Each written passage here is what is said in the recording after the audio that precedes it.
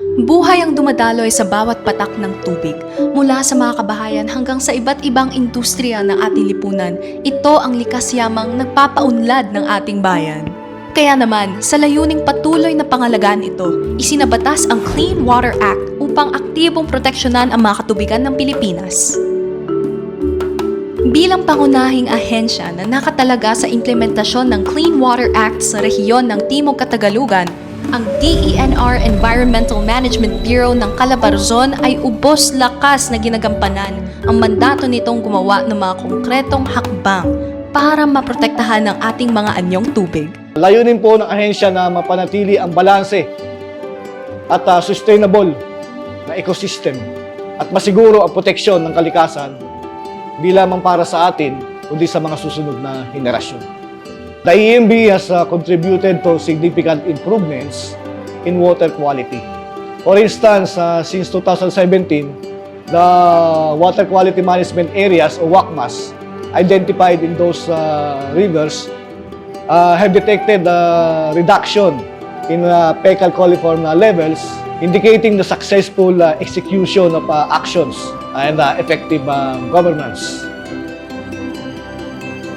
At the same time, the EMB monitors water bodies for sources of pollutants and potential other sources of contamination, conducting regular assessment and inspections to enforce compliance with the Clean Water Act. Sa pagsasabuhay nito, isa sa mga pangunahing hakbangin ng EMB Calabarzon ay ang Water Body Classification, kung saan itinatakda ang klasifikasyon ng mga ilog, lawa at dagat ayon sa kanilang kapakinabangan or beneficial uses. Kailangan natin malaman yung ma-classify yung lahat ng mga water bodies natin dahil yung kanyang classification, siya din po yung basis of management initiatives ng not only EMB but other government agencies and local government units and other stakeholders. Kasunod nito ay ang pagtutukoy kung aling anyong tubig ang kinakailangan ng higit na pagbabantay base sa natukoy na kasalukuyang klasifikasyon nito.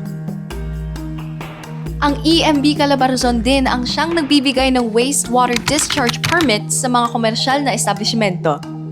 It is the legal authorization granted by the department for companies, industries, establishments to legally discharge their wastewater. No?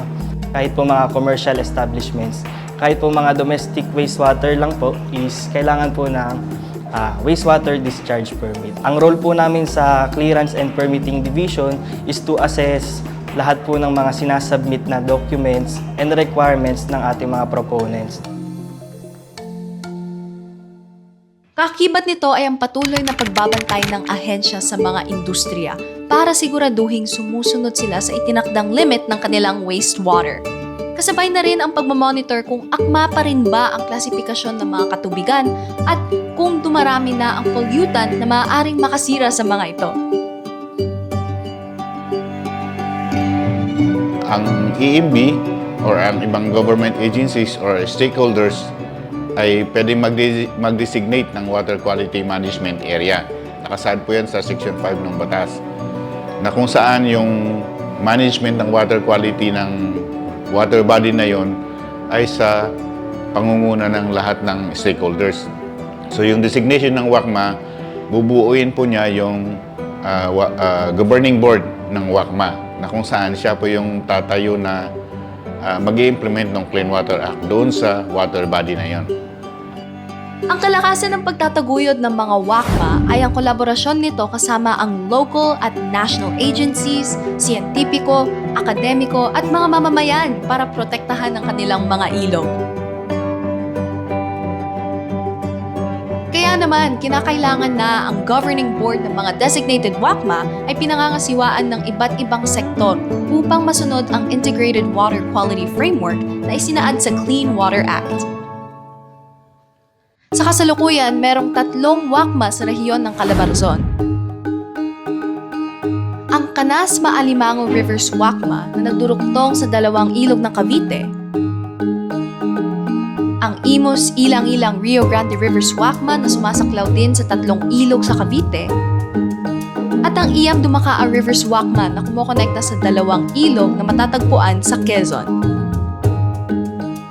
Layunin ng Wakma na panatilihin ang maayos na kalidad ng mga ilog sa ilalim ng established guidelines sa Clean Water Act at klasifikasyon na ibinigay ng DENR-EMB. Maaari ring magkaroon ng mga inisyatiba sa ilalim ng Wakma na maglalayong mapataas ang ibinigay na klasifikasyon sa mga anyong tubig na kanilang pinangangasiwaan. Ang Wakma Governing Board ay tinakda ring gumawa ng action plan na dinisenyo para tugunan ang mga partikular na water quality issues na hinaharap ng kanilang mga anyong tubig. Binabantayan din ng EMB Calabarzon ang mga recreational water bodies na itinakda sa ilalim ng Clean Water Act.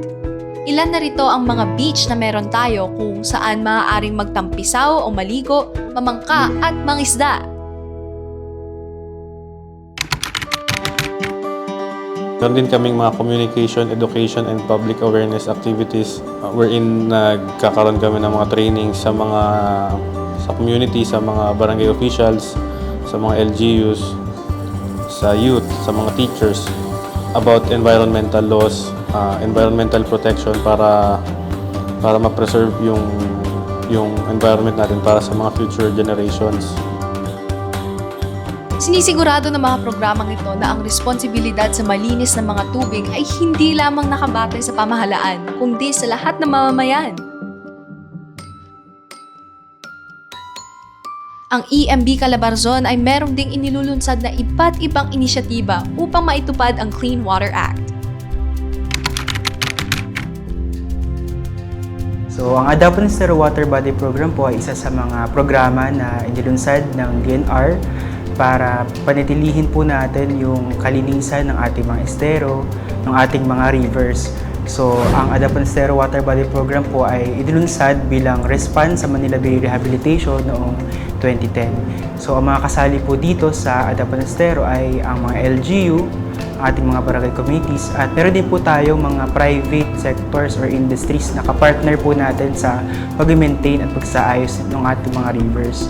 So, sa ngayon po, meron po tayong 55 adapted water bodies sa Calabarzon na meron pong support na 76 ng mga private companies, mga LGUs at mga barangays po.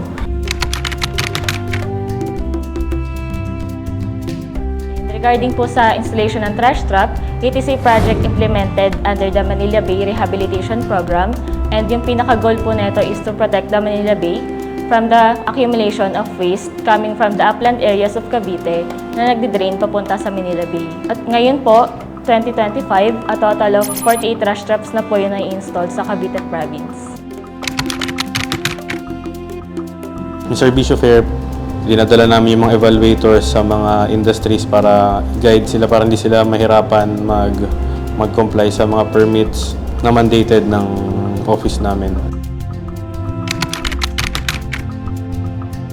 Isa pa sa effort ng EMB Calabarzon, especially sa ESWM section, is pagtugon sa lahat ng complaint na pumapasok regarding sa solid waste management, open burning, illegal dumping at ano pang klaseng complaint na regarding sa solid waste management.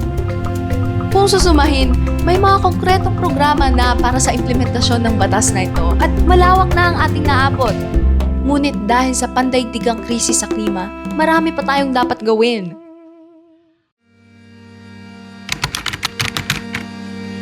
Sa rehiyon ng Calabarzon, isa sa mga hamon na dapat nating harapin ay ang rehabilitasyon ng Manila Bay, isang malawak na yamang tubig na sumasaklaw sa 3 rehiyon, 8 probinsya at 178 na unit ng lokal na pamahalaan. Ang rehiyon ng Calabarzon ay bahagi ng saklaw nito, partikular na ang baybaying dagat ng Cavite.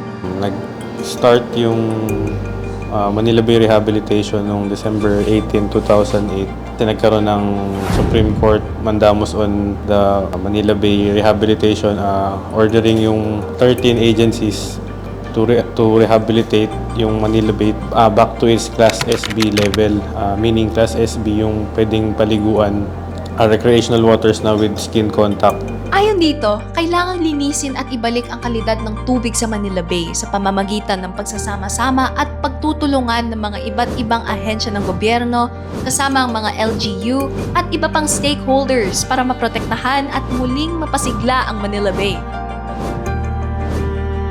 Ang pagtutulungan na ito ng mga ahensya at pamahalaan ay isang mahalaga at kolektibong pagsisikap upang tumugon sa pagkasira ng kapaligiran, pampublikong kalusugan, katatagan ng ekonomiya at pag-unlad ng buong bansa. Ang EMB Region 4A, nagkakandak kami ng survey, mapping ng mga industriya, ng mga commercial na nandito na nakapalibot dito sa probinsya ng Cavite. So nagmo-monitor din kami ng mga batting beaches within Manila Bay Area, ambient river water quality, yan ang mga ginagawa namin.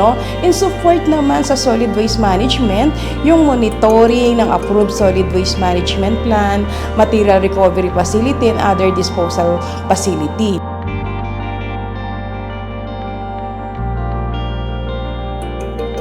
Iisa lang ang adhikain namin dito, paunlarin, pasiglahin ang ating mga water bodies patungo sa ating historic Manila Bay area. Buhat ng sipag at dedikasyon na ipinakita ng DENR-EMB Calabarzon sa pagpapalakas ng mga aksyon at pananawagan para sa ligtas at malinis na tubig sa rehiyon, naging bahagi na ang WACMA at Clean Water Act sa Regional Development Plan ng Calabarzon mula 2023 hanggang 2028. Bukod sa tagumpay sa antas na rehiyon, natutulungan din nitong abutin ang mga pambansa at pandaigdigang mithiin para sa kaunlaran na may pagkilala sa karapatang pantao. Malayo na ang ating narating, pero marami pa tayong hakbang na dapat gawin. Ang mga programa ng DENR-EMB Region 4A ay produkto ng kolektibong pagnanais para solusyonan ang polusyon mula sa industriya, agrikultura, at iba pang domestic sources upang bigyang buhay muli ang ating mga lawa, ilog at baybaying dagat. Handa ring paigtingin ng ahensya ang compliance monitoring sa iba't ibang industriya, ang pakikipagtulungan sa mga komunidad, pakikipag-ugnayan sa lokal na pamahalaan at iba pang sektor, at ang pagpapalawak ng edukasyon na maaaring makatulong sa lahat. Higit pa rito, hindi tayo tunay na magtatagumpay kung wala ang pakikipagtulungan ng publiko. Mahalaga ang papel ng mamamayan dahil ito ay hindi lamang responsibilidad ng pamahalaan. Simulan sa ating mga komunidad ang maayos na pagtatapon ng mga basura at makiisa sa mga proyekto upang tunay nating maabot ang estado ng tubig na angkop para sa ating kaligtasan at pag-unlad ng ating bayan. Kalimitan naririnig natin na ang tubig ay buhay. So dito po sa Calabarzon at sa nasa buong kapuluan, ito po ang aking masasabi. So malinis sa tubig sa bansa. Responsibilidad ng bawat isa.